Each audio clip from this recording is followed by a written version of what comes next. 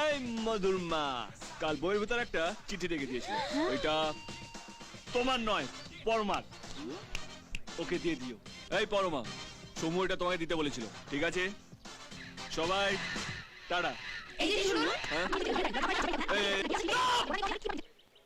একজন কেউ এক একজন বলুন। তাহলে আমার কথাই শুনুন।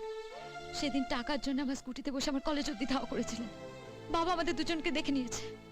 তারপর পরমার চিঠি আমার বইয়ের মধ্যে ঢুকিয়েছিলেন। সেই চিঠিটা আমার বাবার হাতে পড়ে গেছে। এখন বাবা ভাবছে নিশ্চয়ই আমাদের কোনো সম্পর্ক আছে।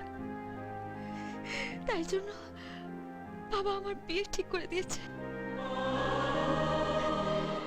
আমার ডাক্তার হওয়ার স্বপ্ন আর পূরণ হবে না।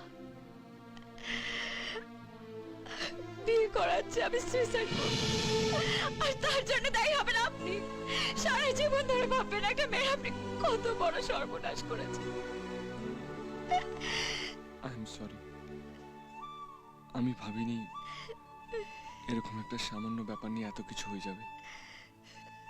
সাধারণ একটা ছেলে আমি, স্বপ্ন টপ্ন দেখি না। তা বলে অন্যের স্বপ্ন ভেঙে দেবো, এত বড় স্বার্থপর আমি নই।